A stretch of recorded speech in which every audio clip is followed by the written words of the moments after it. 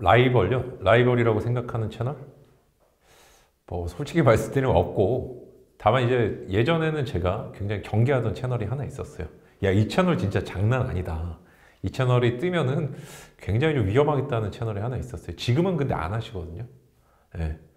조우상 변호사님이라고. 네, 맞아요. 거기 유퀴즈 나오신 분. 네.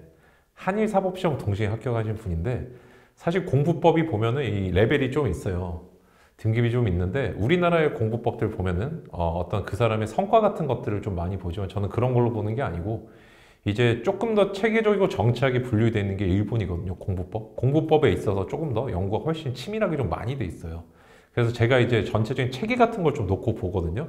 얼마만큼 인상적인가라고 한다면, 사실 그 제 채널을 제외했을 때 많은 분들께서 좀 구독자를 많이 형성하고 계신 채널들이 쉽고 단순하고 인상적인 것들을 채널을 좋아하세요. 근데 그것들이 어떤 거냐면 종합적이거나 체계적이거나 이렇게 그렇진 않아요. 그래서 공부법 채널들이 스스로 공부하면서 다른 채널의 공부법들을 보면서 연구해서 올리시는 분들도 굉장히 많이 계시고, 그 다음에 진짜 어떻게 보면 내용이 아예 없는 채널들도 있고, 그 다음에 의지나 동기부여에 관한 채널들도 존재를 하죠. 그 다음에 자기 개인 경험에 국한된 채널들도 있고. 그런데 일본이 이제 체계적으로 공부법 같은 걸 많이 알려주고, 그 다음에 성과적인 부분들, 임팩트나 그런 면을 놓고 제외하고 봤을 때 체계성 면에서 봤을 때도 일단 조우상 변호사님 채널이 굉장히 좋고, 그 다음에 성과 자체가 일단 장난이 아니에요. 한국에서 가장 어려운 시험, 그 다음에 뭐 일본에서도 가장 어려운 시험을 다 합격을 하신 분이어서 누구도 이의 제기를 할 수 없지 않을까. 그래서 제가 제 채널보다 더 우수한 채널이 있다고 한다면 그 채널 정도 꼽습니다. 근데 다만 안 하시기 때문에 라이벌은 아니에요. 제가 이분이 계속하면 어떻게 되지라는 생각을 처음 했었는데, 그때 사법연수생 시절이셨는데 제가 딱 느낌이 왔죠. 이분 이제 사법연수원 가시면 끝이다. 게임은 왜? 또 못하시죠. 공무원인데. 사법연수원 이제 사법연수생이 오직 공무원으로서 이제 보해지거든요. 그래서 하실 수가 없고, 그 다음에 지금 또 이제 대형로펌 가셔서 또 못하시죠. 그래서 저는 이제 뭐 괜찮네. 저는 이제 사석에서 조 변호사님한테 이제 말을 놓고 얘기하는데, 야, 내가 진짜 처음에 긴장을 많이 했어 하니까 막 엄청 이제 웃고 막 그랬었단 말이에요.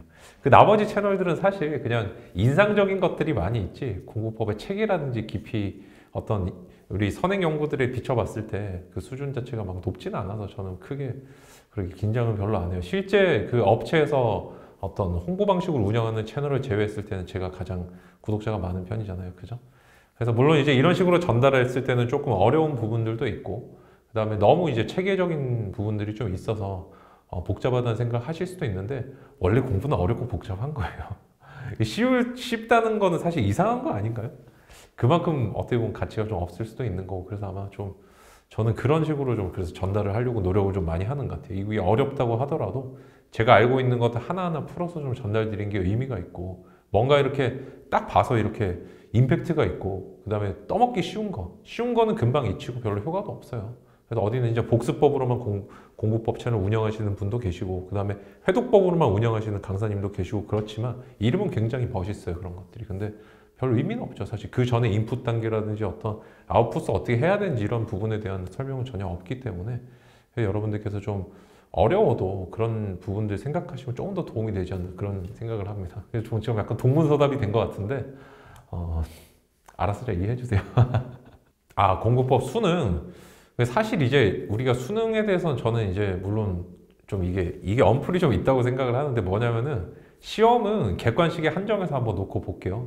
수능은 진짜 사실 쉬운 편이죠. 그리고 막 사고력을 요한다 이런 거는 교육 과정에서의 어떤 이상적인 것들이고, 시험 문제라는 건 객관식을 놓고 보면 그냥 이상한 거 찾는 거예요. 그냥 그 오지선다 내지 사지선다 중에 하나 번호 이상한 거 찾는 거기 때문에, 그게 뭐 공부법이 크게 다르다든지 뭐 수능만 엄청난 사고력을 요한다든지 그렇지 않아요. 그렇게 착각하시는 분들은, 내가 수능 비문학이 어렵다 하시는 분들은 리트 한번 비문학 풀어보세요. 리트에 이제 언어 한번 풀어보세요. 비문학이라고 부르진 않지만 솔직히 수능보다 한 3등급 높아요, 난이도가.